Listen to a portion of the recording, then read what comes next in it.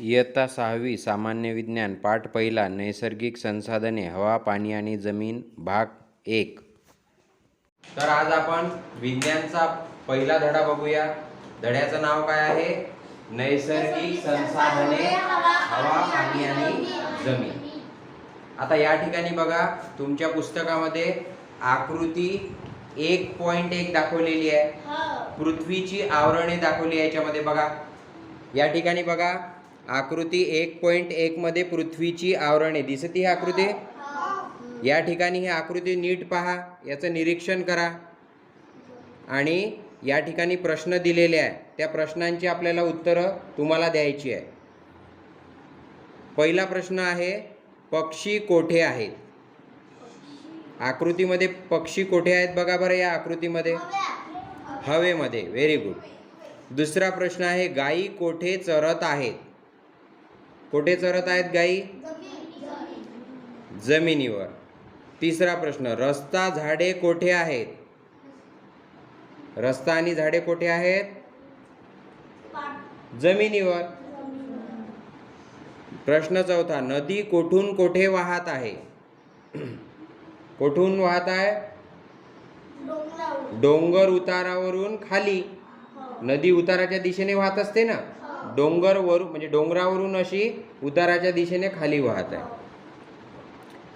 पाचवा प्रश्न, विमान कोठे आहे? विमान म्हणजे हवेमध्ये. आकाशात म्हणजे हवेमध्ये.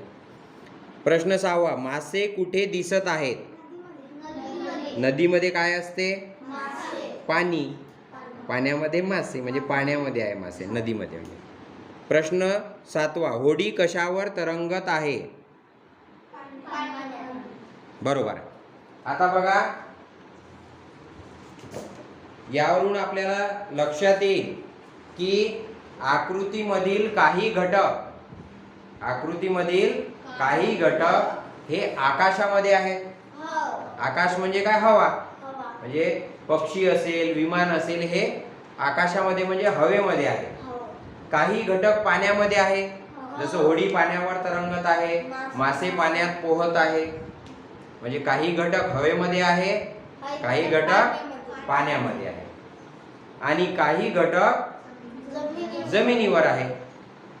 बरोबर आहे. मग अशा प्रकारे पृथ्वीवरील ज्या गोष्टी आहेत, ज्या बाबी आहेत, ह्या हवा, पाणी आणि जमीन यावर विभागलेल्या आहेत. काही गोष्टी हवेमध्ये आहेत, काही गोष्टी पाण्यात आहे, काही गोष्टी जमिनीवर.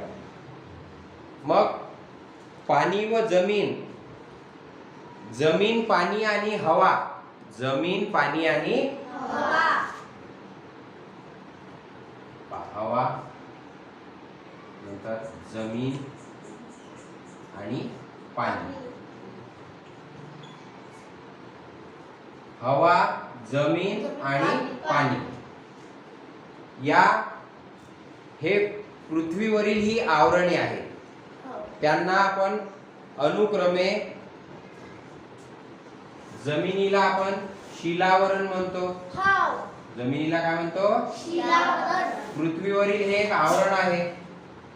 पाण्याला आपण जलावरण म्हणतो. जल म्हणजे पाणी. आणि हवेला काय म्हणतो आपण? वातावरण. किती आकृतीत दिला आहे बघा, वातावरण, शिलावरण आणि जलावरण दिला आहे. तर अशा प्रकारे सजीवांचा वावर किंवा संचार ह्या तीनही आवरणामध्ये असतो. काही सजीव वातावरणात असतात, हवेमध्ये, जसे कीटक आहे, पक्षी आहे, हवेमध्ये असतात ना. काही जमिनीवर असतात सजीव आणि काही पाण्यामध्ये असतात. हे सजीव त्यांनी व्यापलेल्या शिलावरण, जलावरण व वातावरणाचे जे भाग आहेत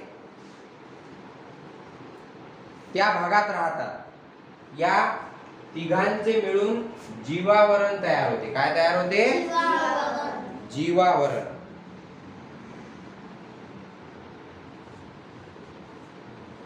म्हणजे काही सजीव वातावरणात आहे, काही सजीव शिलावरणात म्हणजे जमिनीवर आहे, काही सजीव जलावरणात म्हणजे पाण्यात आहे. मग सजीवांचे अस्तित्व या तिन्ही ठिकाणी आढळते. मग या तिन्ही ठिकाणी सजीवांचे अस्तित्व आढळत असल्यामुळे त्याला आपण जीवावरण म्हणतो. बायोस्फियर. इंग्रजीत काय म्हणतात त्याला? बायोस्फियर. जीव म्हणजे माहित आहे ना तुम्हाला? सजीव. ज्या ठिकाणी सजीवांचं अस्तित्व आढळते ते आवरण. तिन्ही आवरणामध्ये सजीवांचं अस्तित्व आहे, म्हणून या तिघांचं मिळून जीवावरण तयार झालेलं असतं. आता पृथ्वीच्या सभोवताली हवेचा थर आहे. पृथ्वीच्या सभोवताली काय आहे? हवेचा थर. आणि या हवेच्या थरामध्ये वेगवेगळे घटक आहेत. हवा म्हणजे त्याला इंग्रजीत म्हणतात एअर. पृथ्वीभोवती हवेचे आवरण आहे. हवेचे आवरण आहे पृथ्वीभोवती. मग या हवेचे घटक कोणकोणते आहेत ते आपल्याला पाहायचं आहे. तत्पूर्वी आपण पृथ्वीभोवती जी हवेची आवरणे आहेत, पृथ्वीभोवती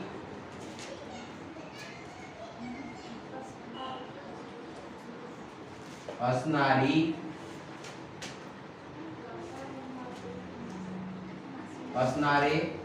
थर, पृथ्वीभोवती असणारे थर कोणकोणते आहेत ते बघूया.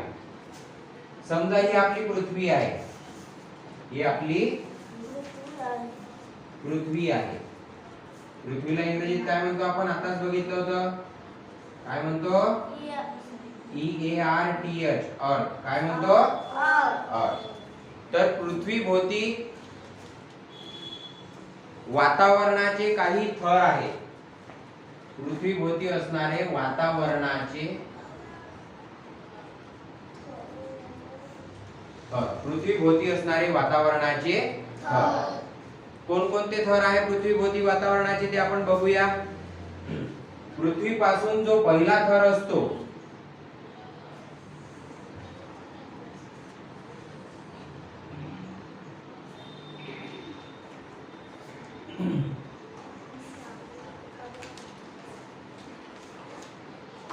पृथ्वीपासून वातावरणाचा जो पहिला थर असतो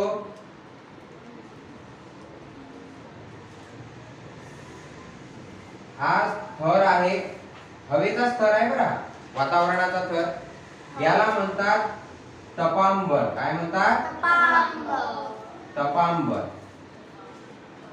पृथ्वीपासून वातावरणाचा जो पहिला थर असतो याला म्हणतात तपांबर. इंग्रजीत याला म्हणतात ट्रोपोस्फियर. काय म्हणतात इंग्रजीत? TROPOSPHERE. ट्रोपोस्फियर. ट्रोपोस्फियर म्हणजे तपांबर. तर हवेतील एकूण वायूंच्या 80% प्रमाण म्हणजे 80% वायूंचे प्रमाण असते या थरामध्ये. म्हणजे पृथ्वीभोवती जी एकूण वायू आहे त्यापैकी 80% वायू या तपांबर या थरामध्ये असते. त्याला इंग्रजीत ट्रोपोस्फियर म्हणतात. तपांबर. तपांबरानंतर पुढचा थर आहे स्थितांबर. कोणता आहे?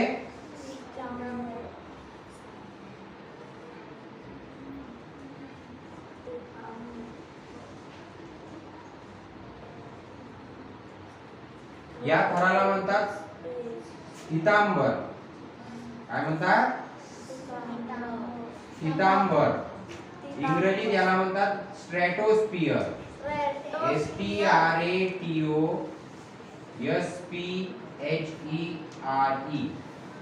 स्ट्रॅटोस्फियर. काय म्हणतात? म्हणजे स्थितांबर, स्ट्रॅटोस्फियर. पृथ्वीभोवती जे वायू आहे त्यापैकी 80% प्रमाण तपांबरामध्ये असते आणि 19% वायूचं प्रमाण हे स्थितांबरामध्ये असते. म्हणजे 80 आणि 19 99% वायू या दोन थरामध्ये असतात. तपांबर, स्थितांबर. त्यानंतर याच्या वर जो थर असतो त्याला म्हणतात दलांबर. काय म्हणतात? दलांबर.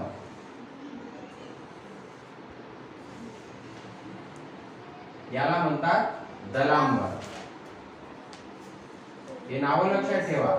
तपांबर, स्थितांबर, दलांबर. याला काय म्हणतात? मेझोस्फियर. बरोबर आहे? MESOSPHERE. MESOSPHERE. मेझोस्फियर, दलांबर. उरलेले जे 1% वायू आहे ते या दलांबर आणि याच्यानंतर आयनांबर आहे ना, आयनोस्फियर त्याच्यामध्ये असतात. याच्यावरचा जो थर आहे पृथ्वीच्या वर त्याला म्हणतात आयनांबर. बरोबर आहे? काय म्हणतात त्याला? आयनांबर. बरोबर आहे ना नाव? आयनांबर. त्याला म्हणतात आयनोस्फियर. काय म्हणतात? आयनोस्फियर. INOSPHERE. आयनोस्फियर. आणि आयनोस्फियरच्या नंतर सगळ्यात शेवटी, पृथ्वीपासून सगळ्यात शेवटी जो थर असतो वातावरणाचा त्याला म्हणतात बाह्यांबर. काय म्हणतात? बाह्यांबर. इंग्रजीत याला म्हणतात एक्झोस्फियर.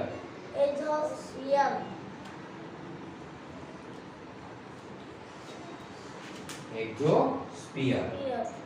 बघा, मग पृथ्वीभोवती अशा प्रकारे वातावरणाचे थर आहे. आपण मगाशी मी आकृती काढली होती.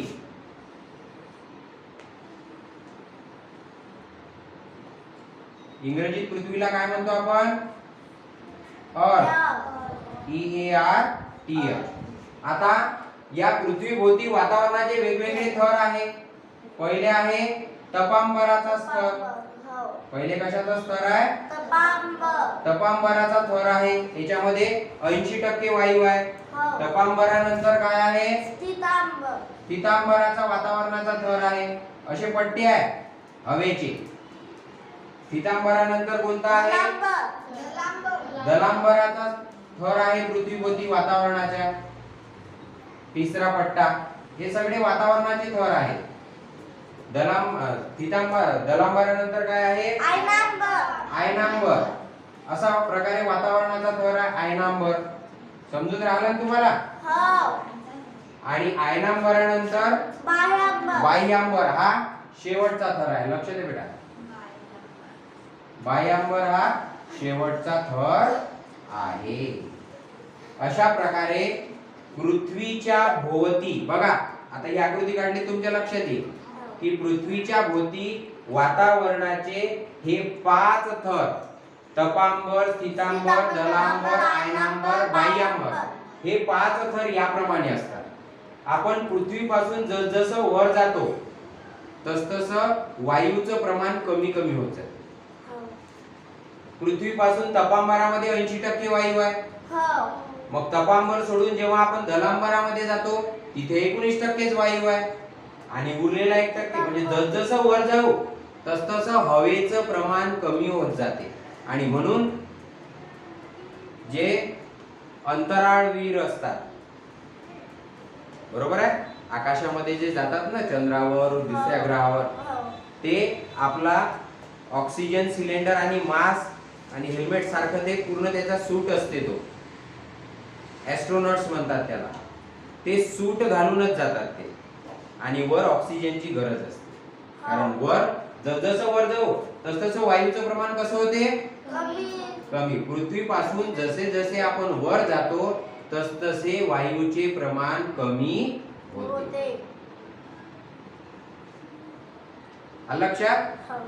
आणि तापमान सुद्धा कमी होत जाते. जसजसं आपण पृथ्वीपासून दूर जाऊ, पृथ्वीपासून आपण जसजसं वर जाऊ तसतसं तापमान कसं होते? कमी होत जाते तापमान. आणि हवेचं प्रमाण सुद्धा कमी होत जाते. म्हणून आपण जेव्हा एखाद्या टेकडीवर चढतो किंवा एखाद्या डोंगरावर चढतो तेव्हा कसं वाटते आपल्याला? कसं वाटते? थंडगार हवा लागते की नाही? लागते की नाही? त्या ठिकाणी मोकळी हवा असते, थोडं थंडावा असते. आणि जसजसं आपण वातावरणात खाली खाली खाली पृथ्वीच्या पृष्ठभागाकडे येतो तसतसं तापमान वाढत जाते. म्हणून एखादं विमान असेल किंवा एखादं यान असेल, ते यान जेव्हा पृथ्वीच्या वातावरणात प्रवेश करते तेव्हा या वातावरणाचा आणि त्या यानाचा बाह्य पृष्ठभागाचं घर्षण होते आणि ते खूप वेगानं, खूप स्पीड असते त्याचा, आणि ते स्पीडीली खाली येते. त्यामुळे ते यान पेट घेते. यान काय होते? पेट घेत असते, म्हणजे जळून जाते ते. कारण त्याचं काय होते? घर्षण होते. खूप जोरानं हवा, वातावरणाची जी हवा आहे त्याला घासते त्याच्या बाह्य पृष्ठभागावर. म्हणून जे अंतराळवीर अवकाशात जातात ते परत येताना सेफली आले पाहिजे याची पूर्ण काळजी घ्यावी लागते. तर हे थर, पृथ्वीभोवती असणारे वातावरणाचे थर समजले तुम्हाला? कोणकोणते थर आहे वातावरणाचे? तपांबरामध्ये हवेचे प्रमाण किती टक्के आहे? 80%. दुसरा थर कोणता आहे? सीतांबरामध्ये हवेचे प्रमाण किती आहे? 19%. नंतर जलांबर, आयनांबर आणि बाह्यांबर. जसजसं वर जाऊ तसतसं हवेचं प्रमाण कसं होते? तापमान कसं होते? कमी. म्हणून आपल्याला उंचावर जाताना ऑक्सिजनची गरज असते. आलं लक्षात? मग वातावरणात पृथ्वीभोवती असणारे हवेचे थर 5 थर समजले? किती? 5 थर आहे की नाही? समजलेले? चला एक आकृती लिहून काढा.